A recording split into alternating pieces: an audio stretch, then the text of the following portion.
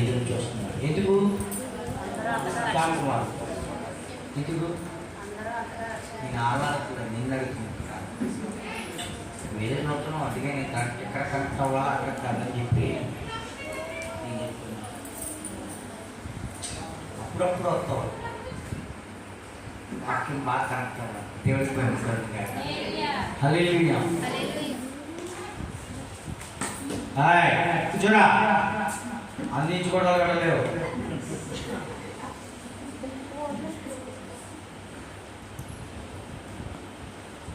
ఎక్కడ అందరూ అంతటా మారు మనసు పొందాలని దీర్ఘశాంతంతో ఎదురు చూస్తూ ఉన్నాడు. అందుకే ఆయన రాకడానికి ఆలస్యం చేస్తున్నాడు.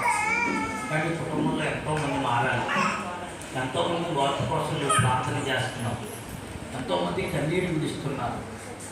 లేదా కన్నీటి కోసం దేవుడు ఏం చేస్తూ ఉన్నాడంటే వాళ్ళ మార్పు కోసం ఆయన రాకడ ఆలస్యం చేస్తున్నాడు. కొంతమంది అనుకున్నట్టు ఆయన రాకడ గురించి ఆలస్యం చేసేవాడు కాదు. చాలామంది రాకడ కోసమే చూడండి ఆయన చెప్తున్నాడు. పౌలు గారు అక్కడ అంటున్నాడు, పేరుతాడు ఏమంటాడంటే, అయ్యా ఈ భూమి ఏర్పరచుకుంటూ దేంట్లో ఉంది, కప్పబడింది నీళ్లతో కదా. నీళ్లతో ఏర్పడితే ఆయన ఏమన్నాడంటే నీళ్ళంతా ఒక చోట దిగి ఆరిన నేల కనబడుతుందిగా, కానీ పలగ్గా ఏమొచ్చింది? భూమి ఏర్పడింది.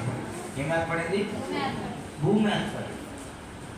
ఇదే భూమి దేవుడు అన్ని ఏర్పాటు చేసి మనుషులను అభివృద్ధి వచ్చిన తర్వాత మనుషులు ఇష్టం వచ్చినట్టు తిరుగుతూ ఉంటే, దేవుడు పైపు లేకుండా పాడైపోయి ఉంటే, దేవుడు ఈ భూలోకాన్ని దేనితో నాశనం చేశాడు? అగాధ జలములతో అదే నీటి పంపించి నాశనం చేశాడు. మళ్ళీ దేవుడు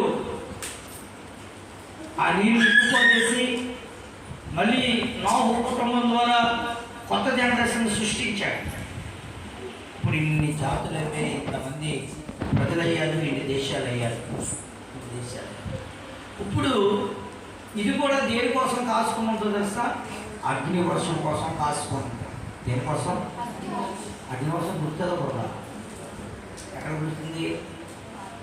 చేపల కోసం గుర్తుందని దొరికిన ఉన్నారా?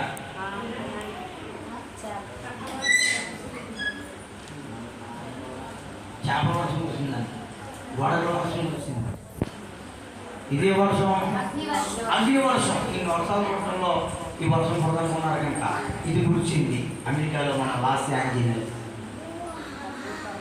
అగ్నిగంధకాలతో వర్షం కురబోతూ ఉంటాయి. ఇప్పుడు సైంటిస్టులు పోరాడుతున్నారు కదా, ఆ దినాల్లో సుస్థార్థం అయిపోతుందంట. సినిమాలు కూడా 2012, 2024, 2030 యుగాంతమైన సినిమాలు కూడా ఈసారి ఇంకా తీస్తారు.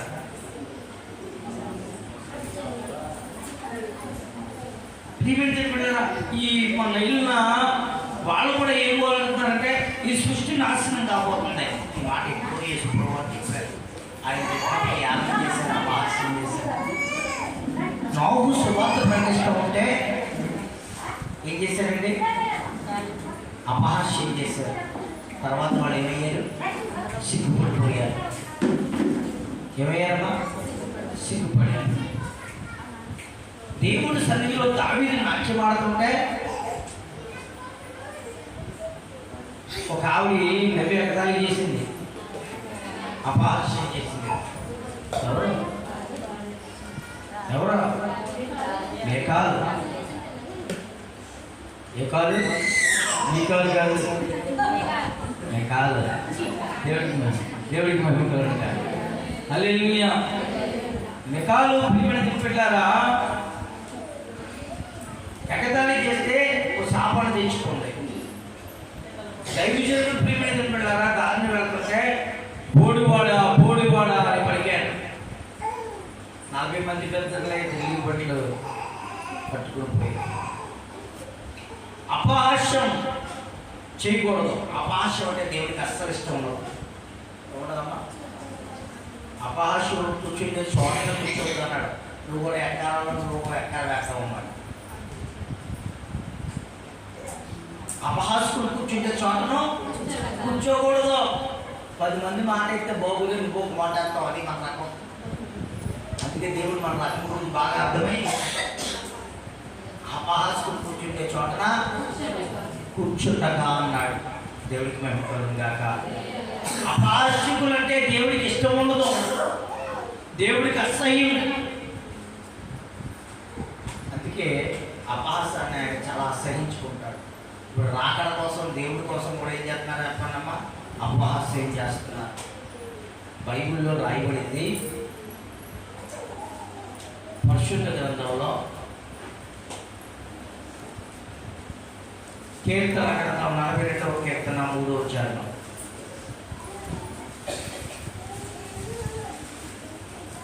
దేవుడు ఏమాయనని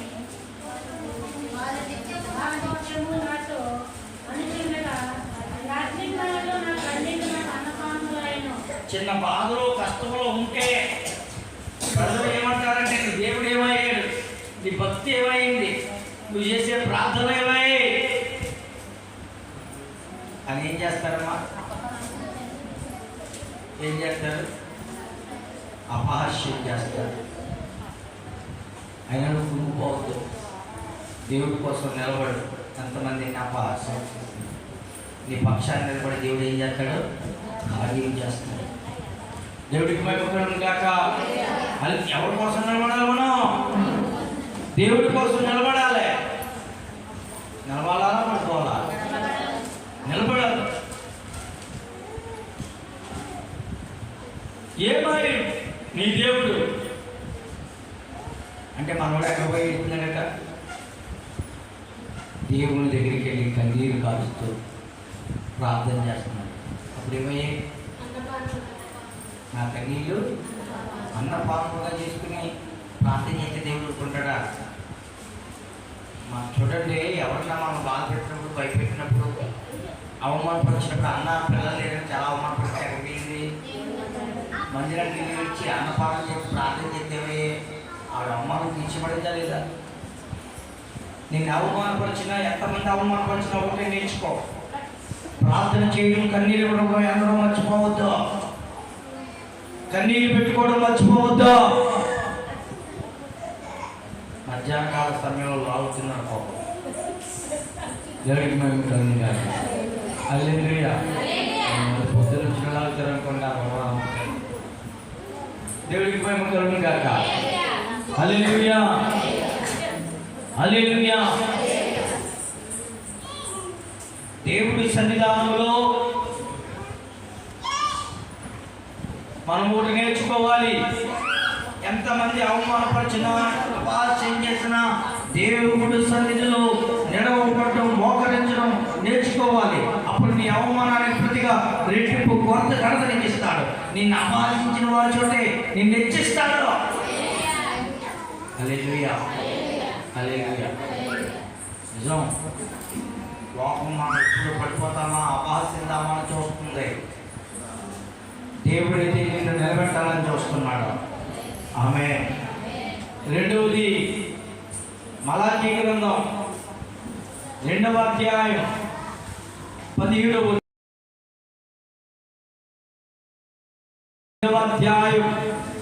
17వ వాక్య భాగం.